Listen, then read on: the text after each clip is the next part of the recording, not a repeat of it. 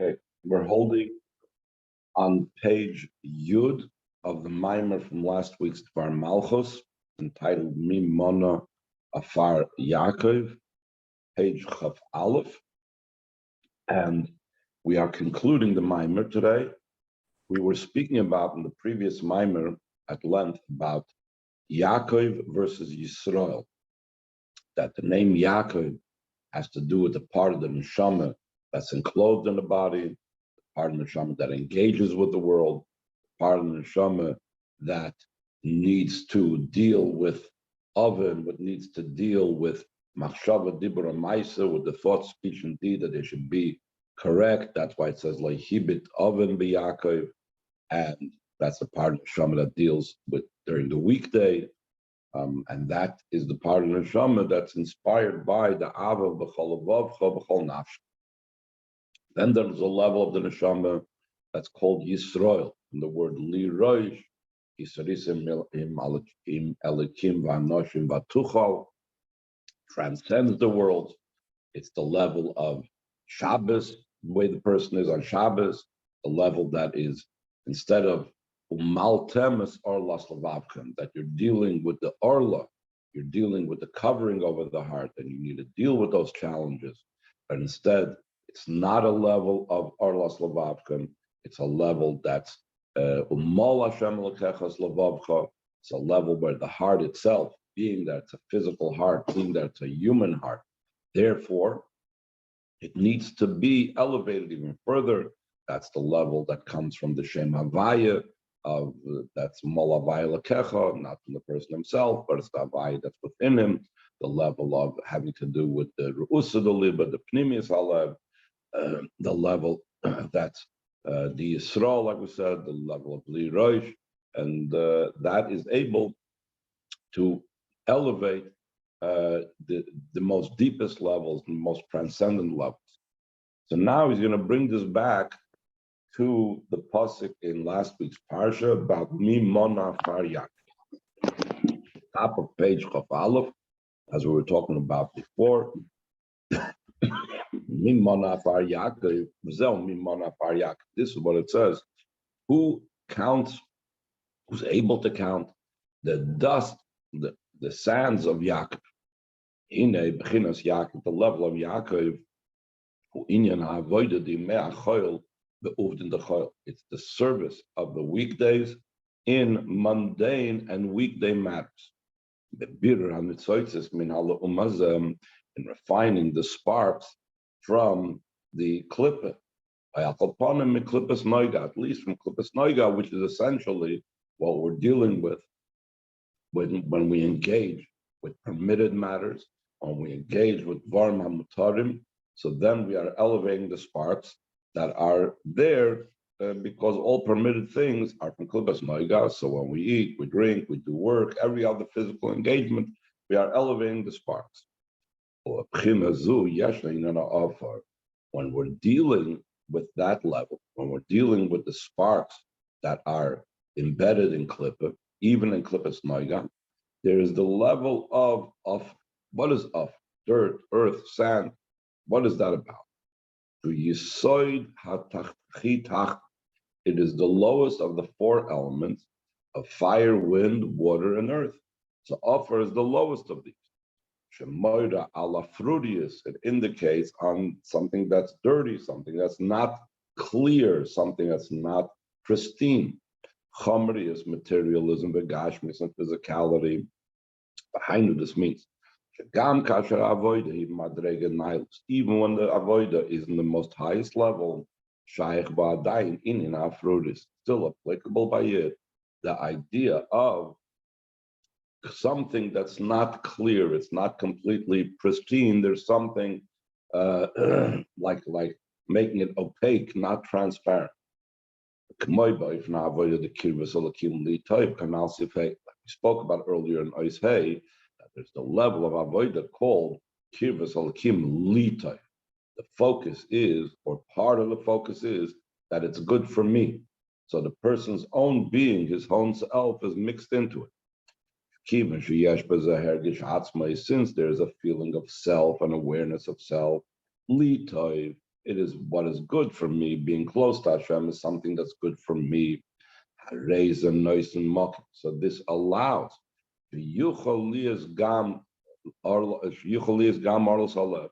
once we already have the I involved, even though in this case the I is involved in Kedusha, so there's room also for the stoppage of the heart.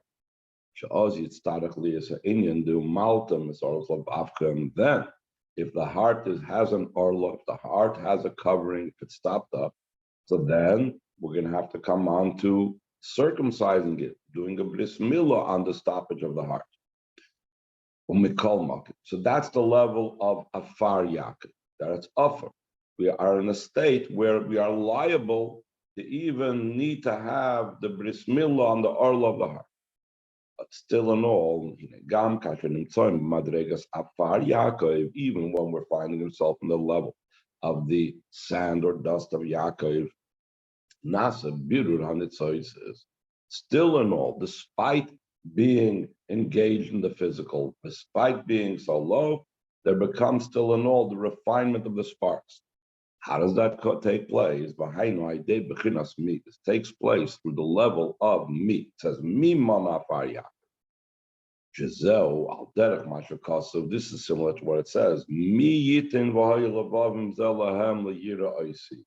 says in the pasuk when Yidden were saying that they were frightened and they couldn't hear directly the receiving of the Torah from Hashem, and they said instead, let Moshe Rabbeinu teach us the Torah. So their fear of Hashem was so powerful that Hashem said, halavai, in other words, he was saying, how much I wish, who should give, literally, that they should have this fear and awe of me all the time.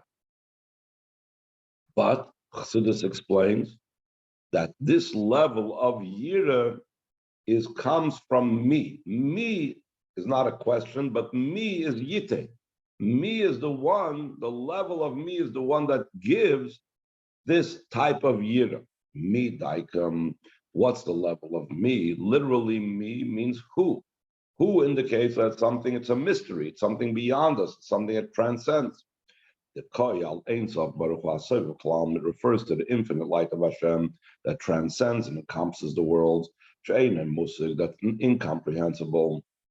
Shemesham Nimshach Liyos Yachid Levavi Liyira Shemecha. From there it comes down to be that my heart should be joined and united to fear your name. Kemavor Milchut Torah. Let's explain Milchut Torah that the Ein Sof, the level that we are calling here me, the level of who, causes that my heart should be joined in the fear of Hashem.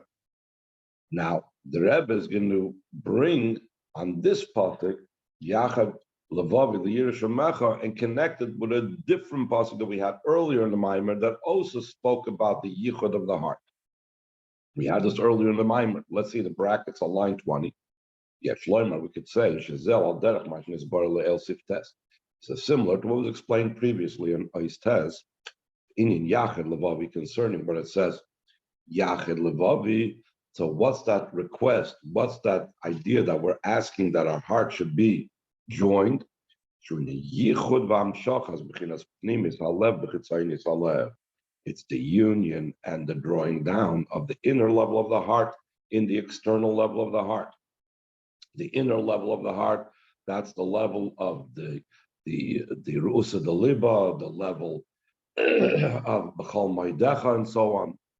The external part of the heart is the part that's possible to be an orla on it, the part that we need to do a malkum as orla slovavchem, the part that deals with machshava dibra maisa, shagama avoiding machshava dibra maisa, also the avoiding thought, speech, and deed. Tiechadura v'chiras rusa the liba should also be permeated with that inner level of the heart, that inner point of the heart known as the will of the heart. So that is, the Rebbe is connecting that with also what it says, mi yitin that over there, that the Alter Rebbe the Torah says, that is the ring of Yachid Levavi, that the me is responsible for making, the Oyer Sof is responsible for bringing down this Yiram, and the Oyer Sof is responsible for this level of the joining of the inner part of the heart should impact the external part of the heart, and that is the Mimona Afar Yaakov, that the level of the Ein Sof, that is what enables that even the level of Yaakov that engages with things that are afar, with things that are not clear and not pristine, should be able to be refined and elevated. That's the first part of the pasuk. Now let's get to the second part of the pasuk, line 23, 25. And afterwards we come to a higher level. That's where it says, and the number of the Roiva Yisrael. Roiva is a quarter or a different type.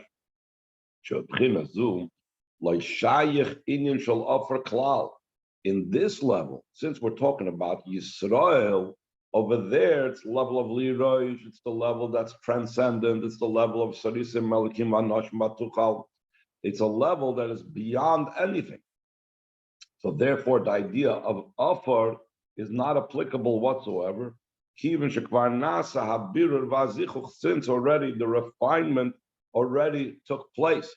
So therefore, we don't use the word Afar. We don't say Afar Yisrael, because when we're dealing with the level of Yisrael, the word Afar doesn't apply. This is also, if we look at what we're saying when we say and you compare it actually to the level of Yaakov, why it was called Yaakov. So we mentioned this earlier, because Yodoy Achezes Bakev Esav, that when Yaakov was born, so Esav was in front of him, and Yaakov was holding on to his heel. What does that indicate? That indicates that Yaakov is, in a way, beholden to and lower than Esav. I don't remember the Rebbe actually emphasizing that part, but if you read the pasuk in a simple sense, it comes out that Esav was higher, Esav was before, Esav was first, and Yaakov was only at the heel of Esav. Whereas Sarisa Melakim Vanoshim Betuchal, when was that applied? That was applied when Yaakov was about to go meet Esav, and at night when he was going to cross over there, Maver Yaboy, he wrestled with the Malach of Esav. And the Malach of Esav assured him that it's a level that he has overcome both men and Malachim, meaning the Malach of Esav. So it was completely turned around. Instead of it being at the heel of Esav, which indicates that he's lower than Esav and Esav somehow rules over him, here it's just the opposite, that Yaakov became a sar, a master over not only Esav, but even the Sarish Esav, even the Malach of Esav. So it's obviously understood that he doesn't have to do with Afar. He doesn't have to do with the dust, with the earth, with the klippos, which is what Esav represents. So the Rebbe goes on to say in line 28, that's the idea of number. It says, Mispar b'nei Yisrael. What's the Mispar Roiv Yisrael? I'm sorry.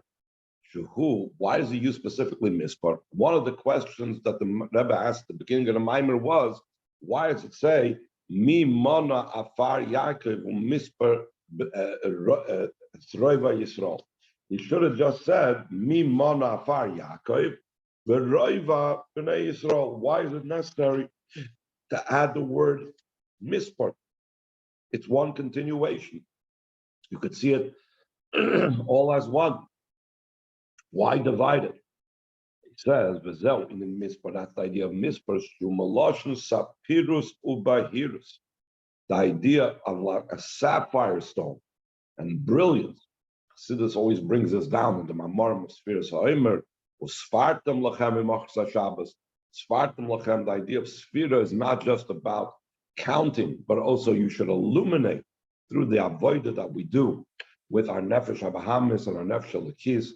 In the 7 midas over the 7 weeks of Sfiras Ha'omer, we are illuminating and making it shine. And the same thing, the Sfiras, the 10 Sfiras above, are also called Sfiras because they illuminate and they shine and they reveal. They're means for revelations of godliness. So Mispar is, he's saying, V'inyan ha-mispar hu sapirus u'behirus u'beroiva Yisrael. This illumination, this shining, this brilliance is in the Roiva Yisrael. In the Vorval for the Torah, like to explain, look at the Torah, Tevas Roiva Yeshtei Pirush. There's 2 meanings in the word roiva. Ha'echad, one meaning is chelik revi, a quarter. In modern Hebrew, at least, when you talk about, let's say, different sections in Yerushalayim, so they talk about the old city has different quarters, literally. And there's the Jewish quarter that's called the Roiva HaYehudi. So you see that Roiva means quarter. So it says, Shezoi Bechina Haravis, meaning it's talking about the fourth level. Whatever that fourth level is, we'll get to that in a moment. Basheni, and another meaning of the word Roiva is in the word four. Not it's a quarter, but it's in a way just the opposite of the quarter. It's four parts, four sections, or not section, four.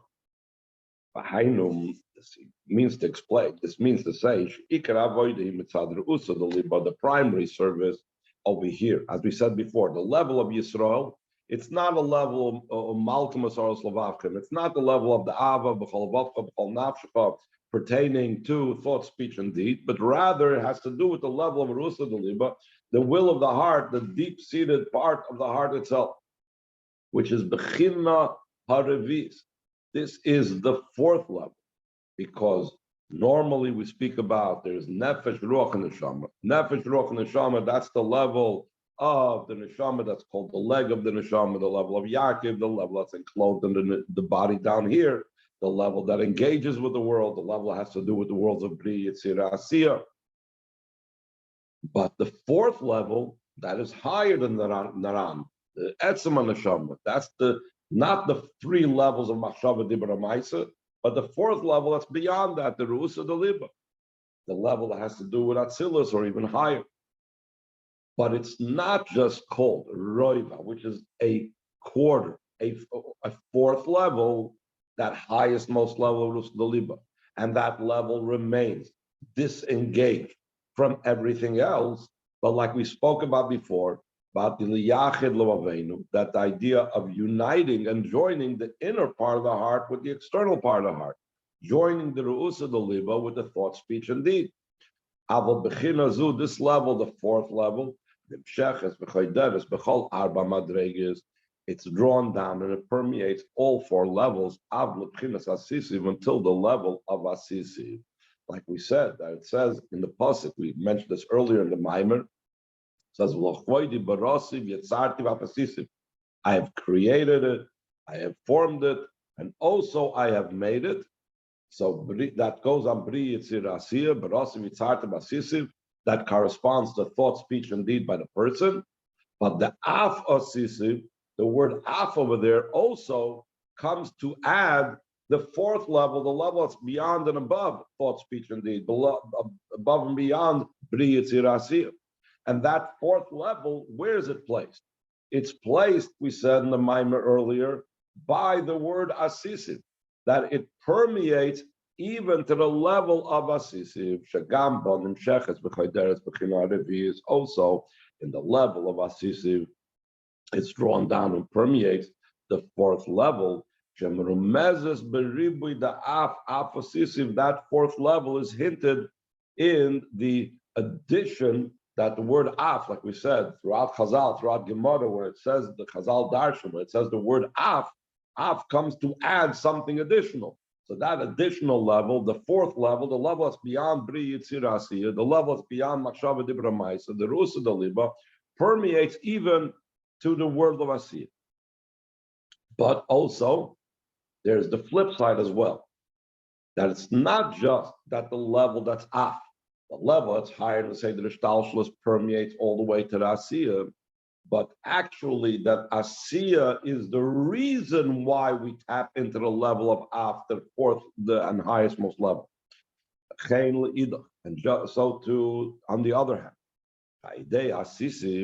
through the level of Asisi, through engaging in the world of action. We spoke about this at the end of the year on Friday, it was, that dealing with Asiya Gashmis, specifically not so much thought and speech, but dealing with mitzvahs, maisis, begashmis, doing sitzes with physical wool, film with physical parchment, etc., etc.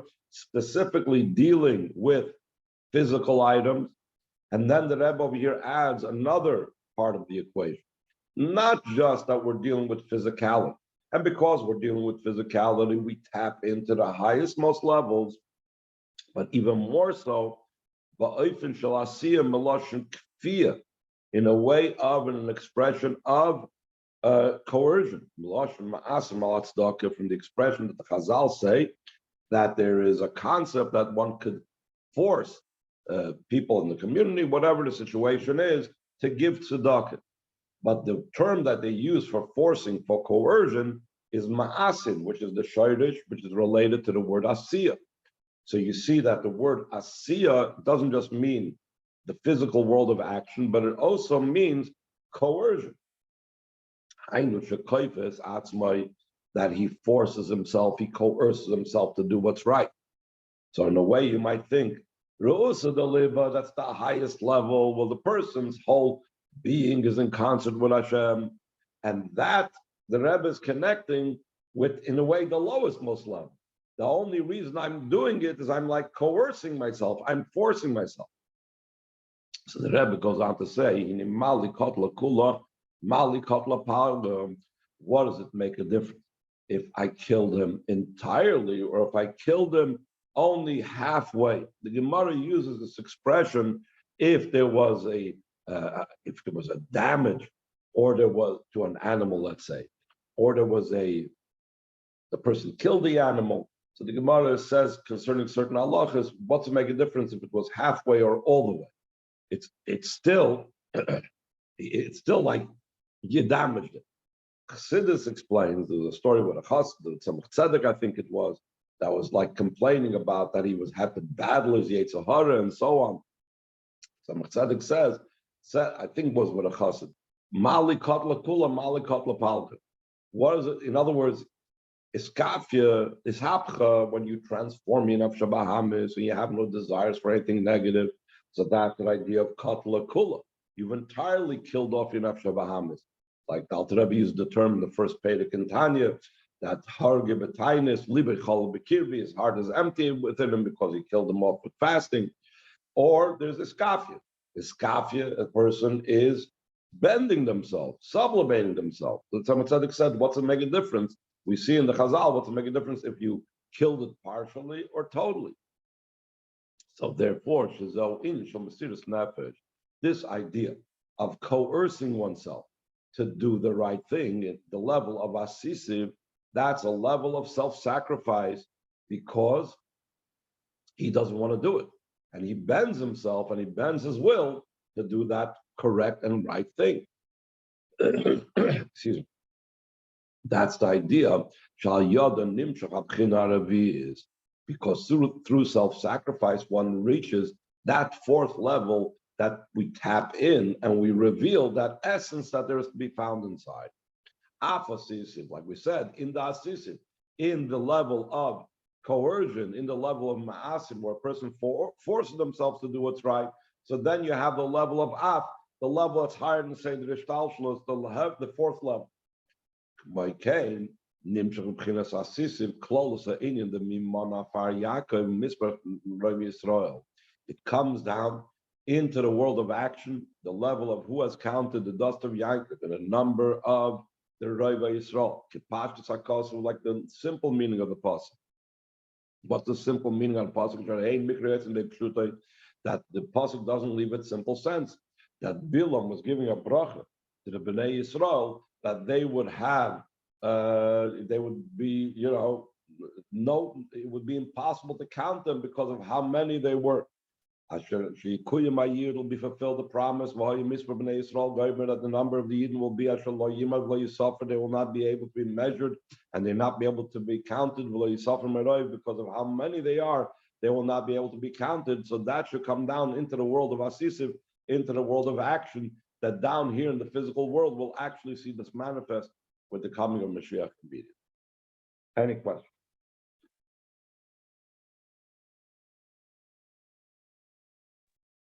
Okay. This isn't literal counting of just bodies, right? It's a different kind of count. I'm not sure I understand what you're asking. Well, because there were, like 2 million or 5 million people or whatever it was. That's not uncountable. We're It's talking not even, about we're talking about concerning Mashiach's times, that the promise that they're not that I mean, first of all, there's a simple meaning. The simple meaning is that you can't count them because there's too many to count, which means millions and millions, and there's too many to count. Or as opposed to when the Yidden went out of Mitzrayim, and also in this week's parsha, we're able to count them. Or literally that there's no number, and that's going to be, it says when Mashiach comes, that literally they will not be able to be counted because it'll be infinite. So the question is infinite physically, infinite spiritually, but for the Eibishter, nothing's impossible. So perhaps it's infinite physically as well. but that, like this fourth year that kind of gets engaged, is that done consciously, or is it just kind of triggered in certain situations? They're all the I guess this fourth level that you're talking about that comes into the person. Yeah. So I guess every person is according to their level. By many of us, it's something that's unconsciously, and you have that level that manifests the yechida behind the scenes, for example, but we don't actually come to feel it. And then by others, perhaps, with great work and toil and working upon themselves, they actually reveal that yechida within themselves. Okay, we have actually a new mimer to begin, but that's going to be actually for those of you that have the Dvar Malchus. It's the third mimer of the Dvar Malchus. You only have one mimer I sent you for the download. I sent you yesterday, but I think we'll wait with beginning that mimer. But in general, one could bring out this idea of the Yaakov and Yisrael that we see over here in last week's parsha. That it's very interesting that every single time in the parsha where Bilam is talking about Klal Yisrael, he's talking about them with both names. Rashi, for example, right away says, why does he constantly say Yaakov and Yisrael, Yaakov and Yisrael, Yaakov and Yisrael? So Rashi says that perhaps it's because Bilam was concerned, maybe one is not the main name, and he wants to make sure to curse them really good. So therefore, he said, I'm going to use both their names in case the curse doesn't apply to this name, because that's not their Shem Muvak, that's not their real name. So it'll apply to any type of name. Others just explain it as like very poetic. The entire parsha speaks in a very poetic language and repeats the same thing. A lot of times these type of brachas and nevuas are spoken in poetic language where the name Yaakov and Yisrael are repeated and where the ideas are repeated again. But of course, when we go into it deeper, so then we see that deeper part that he goes into means different types of levels of Yidden. There's an Orach Chaim HaKadosh that says that it says L'cha ora Yaakov zoyama Yisrael. He speaks about or ulai nakaboy v'gerashti, that there's different types of double expressions, and the Orach Chaim says one expression is applying to the tzaddikim, one is applying to the beinanim, how he would apply. So this same idea of Yaakov and Yisrael is the theme that goes through the entire parsha last week's parsha, excuse me. And that entire parsha goes through a level of Yaakov and Yisrael.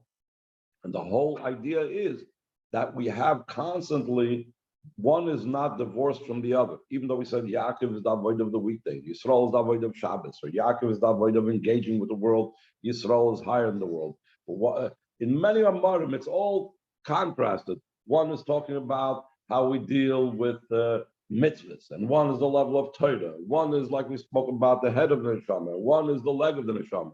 But it's important to note that it's all part of, one is tzaddikim, and one is the people that are not on the level of a tzaddik. One is the earlier generations, Rosh Bnei Yisrael, and now Ikvas of the Mashiach is Akvayim.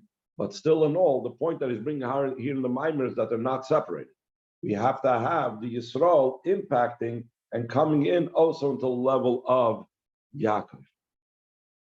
Okay, we'll stop over here. We'll continue in Mertz from tomorrow. with I have the another reminder. question. Yes, Did you see the question? This is unrelated, but question I yes,